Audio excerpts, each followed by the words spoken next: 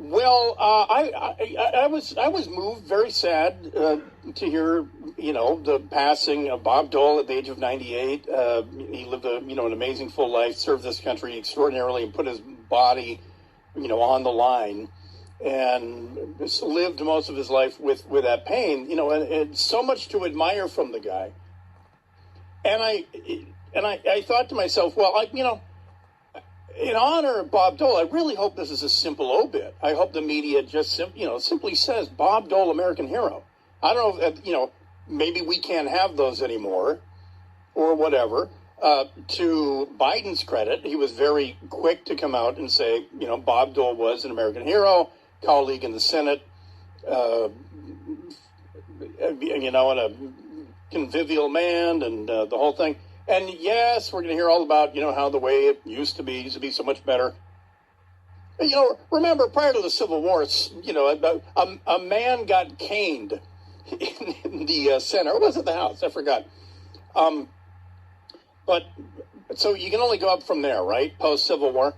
But yeah, this was a time that, Bob Dole was famous for being a real tough negotiator, a hatchet man. But for people who wonder why Wyoming gets 2 senators or why Rhode Island gets 2 senators, it's because they are the adults in the room. And so that, ultimately Bob Dole could come to an agreement with Ted Kennedy or, whomever, right? That's how it always worked. But he was ruthless, just like there's Democrats who are ruthless. And so I thought, well, this is pretty simple. Bob Dole, American hero. I talked to my daughter about it, and I told her about the World War II thing, the whole thing, because I'm really, really wary about how today's crop of high school and junior high, teachers are going to deal with it. What I was more concerned with, but by the time I was done having my think about this yesterday, was, well, how is liberal media gonna paint this? How are they going to screw this up? I mean, there's no way to screw this up. You just take it at face value and you honor the guy. And because I'm a masochist, I subjected myself to Morning Joe, because I'm up at 3 a.m. taking the dogs out. There's a number 1, there's a number 2. Okay, everything's done. You're all empty. We come back in, and I roll Morning Joe because I want to see on the East Coast at 6 a.m. on the East Coast, what are they leading with? What are the stories, and how are they going to deal with Bob Dole? And then I recall, oh yeah, it's Morning Joe. They're going to somehow contrast Bob Dole as some paragon of a bygone time when we were all far more civil. They're going to completely forget the way they treated him in 1996, and they're going to compare him to today's awful Republicans. So anyway, this is how they went. At first, they played a clip, because if you didn't know this, Bob Dole was very, very funny. He lost in 1996 when Clinton was reelected, took the oath of office a second time in 97. In pretty short order, they brought Bob Dole to the White House to be awarded the American Medal of Freedom. So Dole is back in the White House, getting his second place prize. And talk about gracious loser. Here's Clinton handing him the Medal of Freedom. Here's how Bob Dole, here's his remarks. And then you'll hear Mika Brzezinski, and we'll start the timer. I, Robert J. Dole.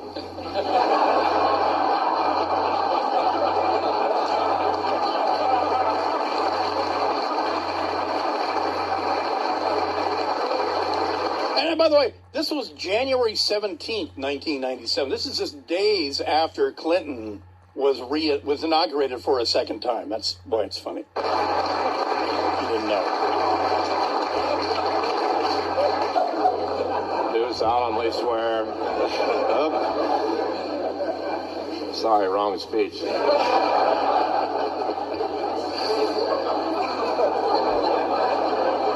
But I had a dream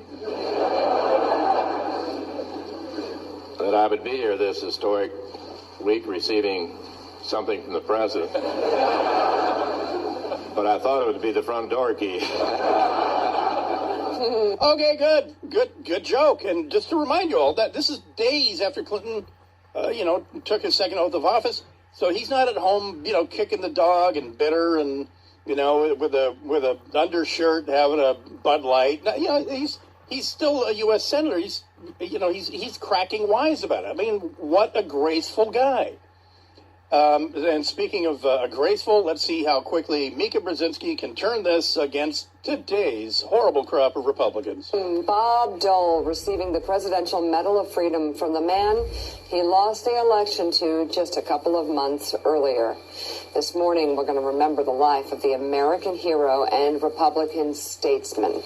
But first, the grace of Bob Dole in stark contrast to the extreme members of the current Republican Party. I put that at 20 seconds, Brady. I forgot to tell you to start the timer when I stopped the Dole.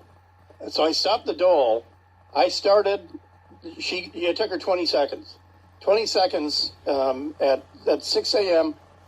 Actually, it is, what time is it? It was 6:01 and 30 seconds on the East Coast. And Mika Scarborough, and by the way, if you're unaware or you don't care, I'm going to tell you this anyway. They've been married for a couple of years.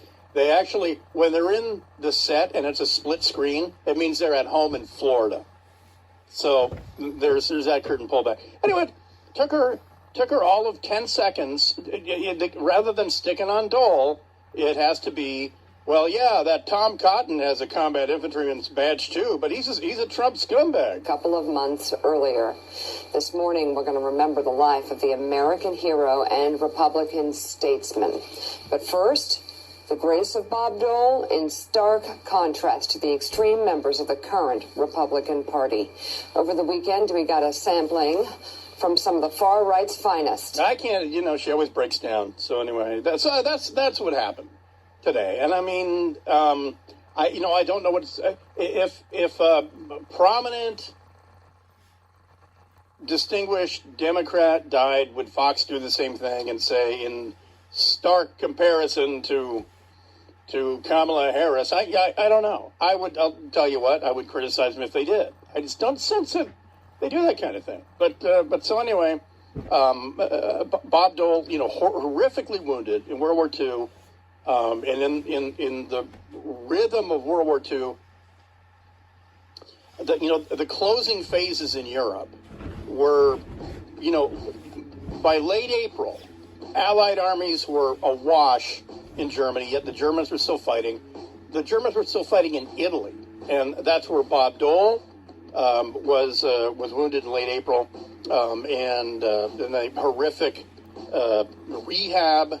Using the technology of the time and all that, and so I'll tell you a little bit more about what he went through. Also, if you weren't listening earlier, kind of a surprising fun fact about who else he went through rehab with, because they wound up in the Senate as well. Back in a second, Bryan Suit's filling in. Bryan Suit on 770 KTTH. Just don't get used to it.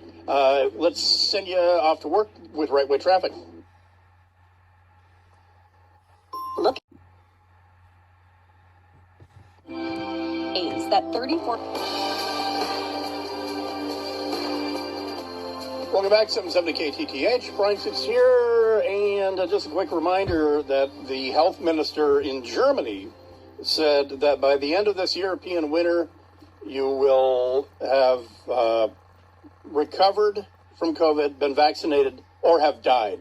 And then right before the weekend on Thursday, Governor Jay Inslee copied him, and I just want you to hear him copy the German guy. Percent of the state yet to get their first shot.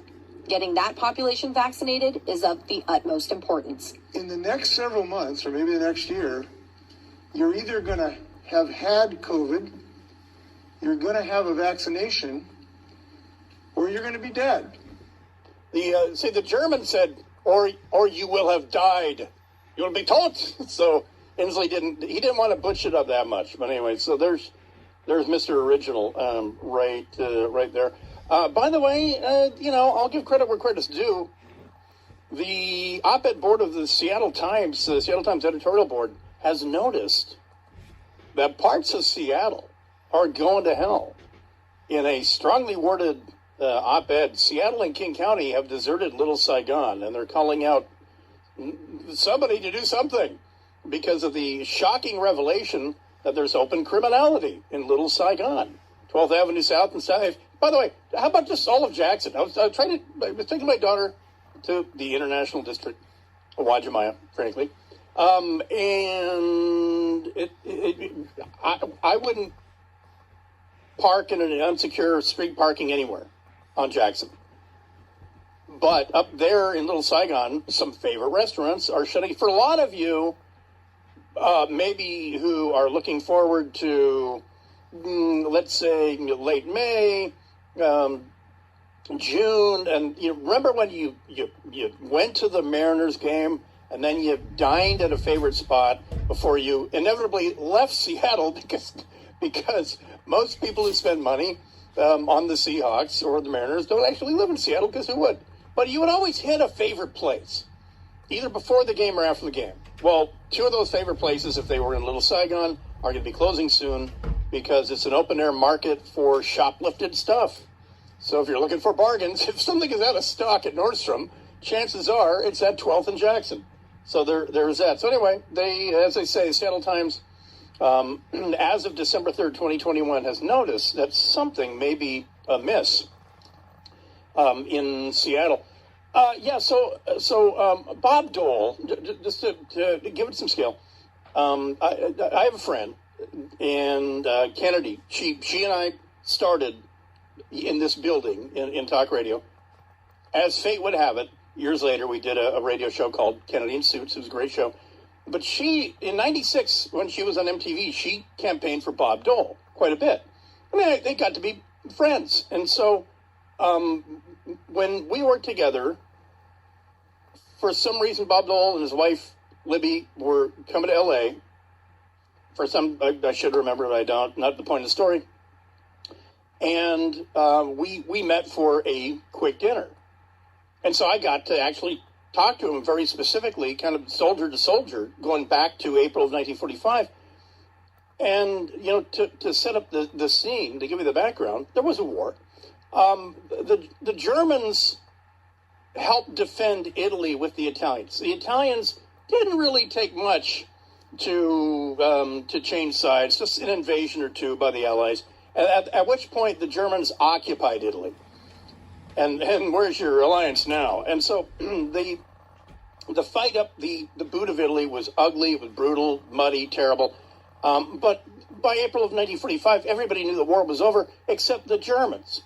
And the Germans in Italy were still fighting like devils.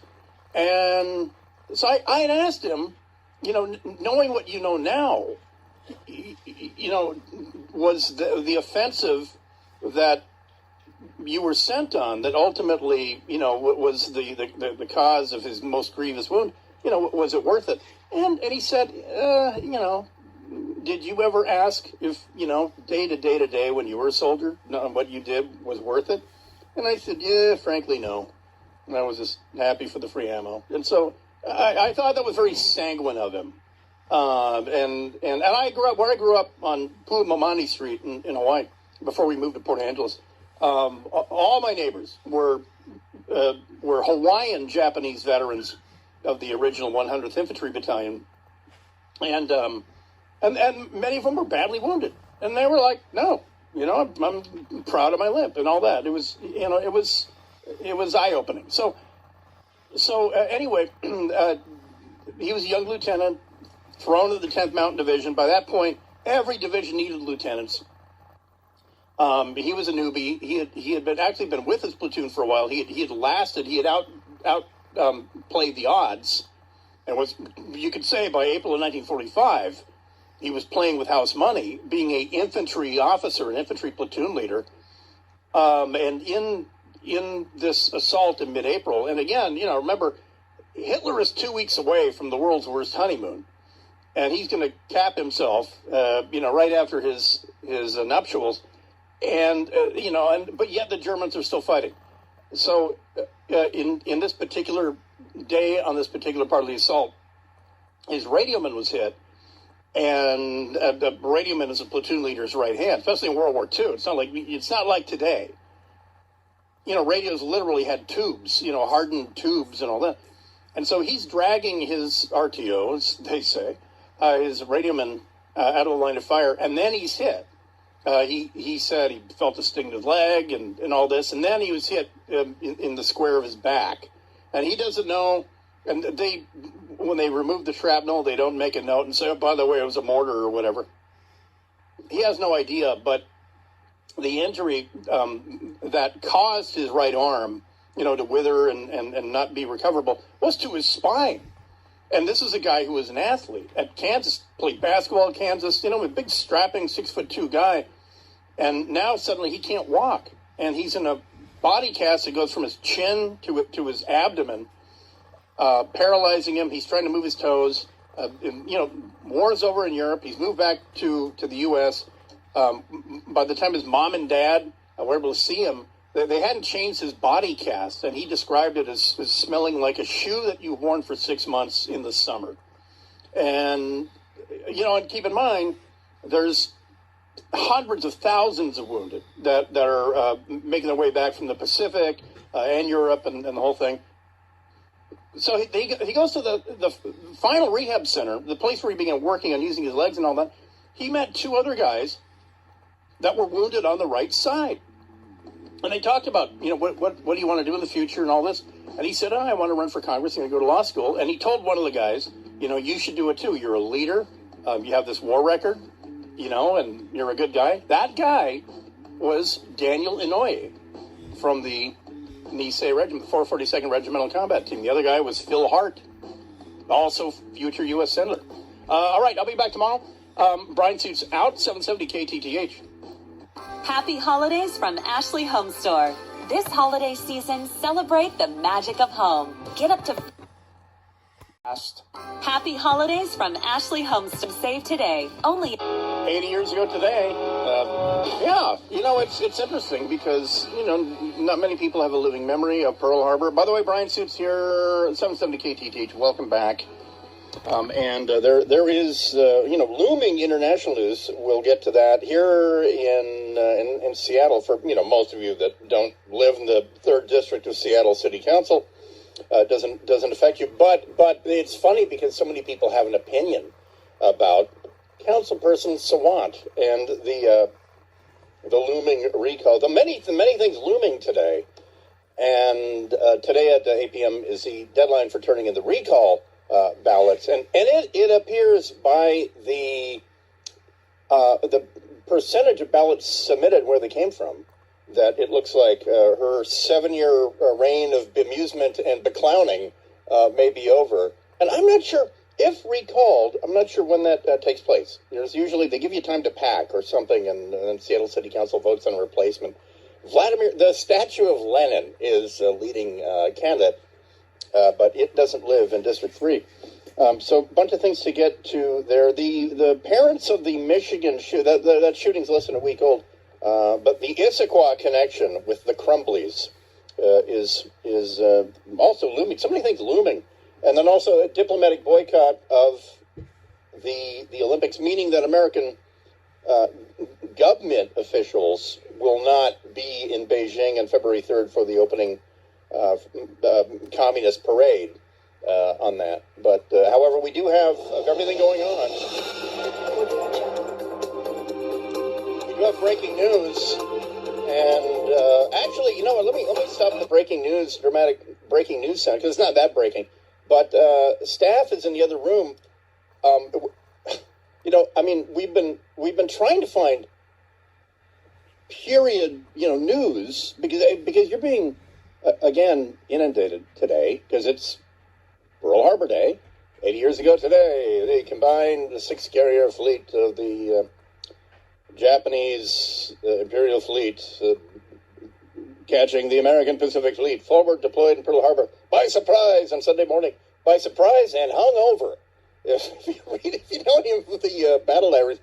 But here's the problem, and this is a contemporary problem. We were looking for just, the standard, they came before dawn, and as the sun rose and the Star-Spangled Banner played, again, then we got to the problem. Because like 10 seconds in to every contemporary news story, they were dropping J-bombs. And we don't drop J-bombs anymore. And, okay, but Staff, is the one that you found from 1941? Or is it from last week? It's from back in the day. Really? Yeah. I'm curious. Okay, roll it. Let's hear it. All right. Island of Oahu. On the morn of December 7th, sailors were awoken by a hailfire of bombs and torpedoes assaulting the residing warships and docks, scrambling to their battle stations.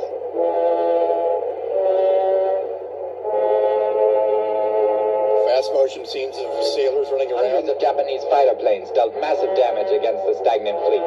Eyewitness reports stating how a bomb had managed to plow through several decks on the USS Arizona and triggered thousands of pounds of ammunition, sinking her to the bottom of the lagoon. All right. It's not a lagoon, clown. Okay, so kill it. Let me tell. So read the citation. What does it say? As in the description? Yeah. It says Pearl Harbor newsreel. Because he said Japanese. Which is okay, because they were from Japan, and the conventional form of reference to an individual from Japan was Japanese.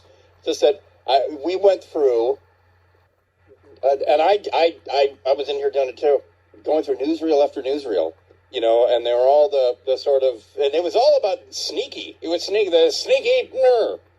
J words, dropping literal bombs.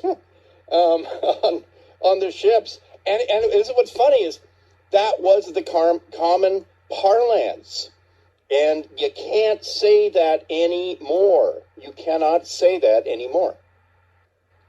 And what's funny is, where I grew up on Oahu, I was born in Honolulu, grew up in Oahu before we moved to Port Angeles. All my neighbors were Japanese Americans. Their dads were Nisei, second generation, all that. And they all fought in Europe, and they all slayed Krauts left and right, beheaded Huns, the legendary Japanese American unit in Europe. But when it came to Pearl Harbor, which was,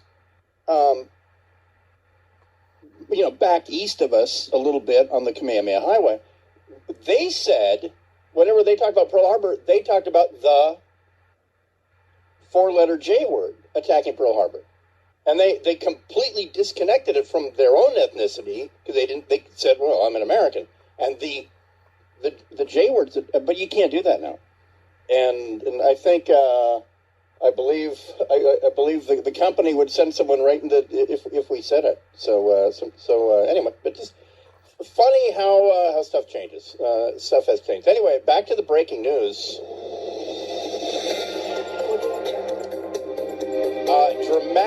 Dramatic footage is now available of Tom Brady's wife rescuing a sea turtle. Everybody, some heroes just don't wear capes; they wear two-piece sort of sport bikinis, and this is being pushed. I'd love to single out NBC, the communist-loving sports propaganda network.